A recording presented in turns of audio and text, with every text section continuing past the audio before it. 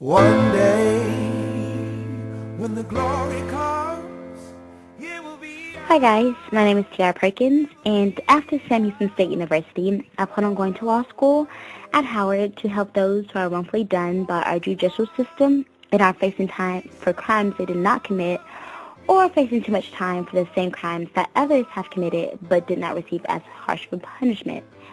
I'm doing this with hopes of restabilizing broken American communities. That being said, I'll be giving you a tutorial about ways to end the negative consequences on what I think is one of America's worst policies, and that is the war on drugs. But before I do that, I will give you some background on this modern-day slavery and show you how people of color got from this to this. The war on drugs can be seen as the start of this trend of mass incarceration. The war on drugs is a series of actions toward the prohibition of illegal drug trade. It is a campaign adopted by the U.S. government along with foreign military aid and with assistance of participating countries to both define and to end the import, manufacture, sale, and use of illegal drugs. This initiative includes a set of U.S. drug policies that were proposed to discourage the production, distribution, and consumption of illegal psychoactive drugs. The term war on drugs was actually coined by President Richard Nixon on June 17, 1971, during which he described illegal drugs as public enemy number one in the United States. We now know 45 years later that the war on drugs wasn't meant to make America safer or more productive.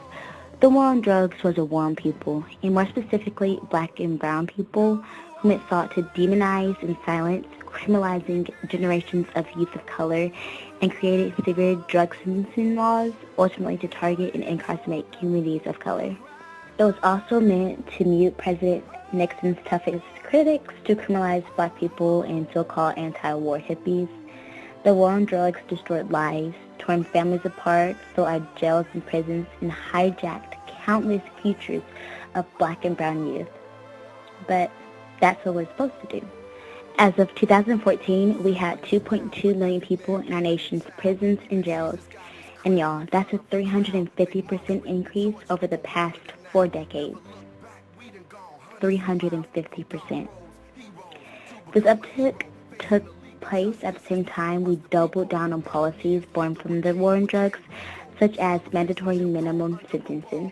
These policies were designed to destabilize and demoralize black communities, and they have been effective in doing just that.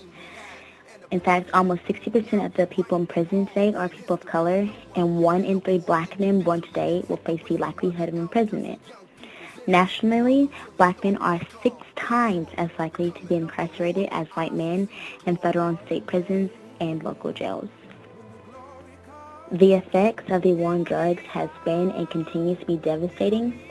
The millions of parentless homes, the heartbreaking struggles with addictions, the financial desperations, and the overall feeling that the system was built to hurt and not help are painful consequences of the racially motivated policy that continues to ripple through our communities. This war has left an unforgivable blight on black communities across the country, but yet it still rages through those communities. So this is where I began the steps to help end this violent cycle that's tearing apart our American communities. And the first step, I believe, is we must educate our youth, doing more than just Red Ribbon Week. We must show our youth the truth and bitter sides of the effects of drugs. We must then equalize punishment of drug crimes within our justice system. Everyone should be sentenced the same for likeness of crimes. There should be no way that African Americans and Latinos are sent to prison, while others are seen to have a mental illness and are sent to treatment centers. With that being said, we must make treatment centers more affordable. We want to end the problem, but we don't want to put forth the effort to make the problem cease. We must declassify marijuana as a Schedule I drug. There should be no way that a father is sentenced to 20 years in prison for a gram of weed. It's heartbreaking, and it's the sad truth of American society when we look at our judicial system. So we must declassify marijuana as a Schedule I drug. The side effects of marijuana compared to the side effects of heroin or cocaine are not even measurable, so they should not be on the same level. We have to go to the real root of the problem. Why are people on drugs and are selling drugs? We love to throw out statistics, but never want to go into depth on why these statistics even exist. We have to hold policymakers in Washington and presidential candidates crisscrossing the campaign trail accountable and demand they fulfill their moral and social responsibility to make America a true beacon of justice and democracy it was meant to be.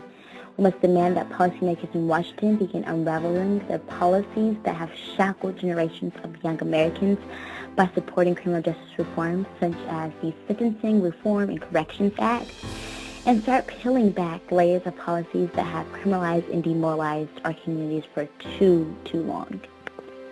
We need to make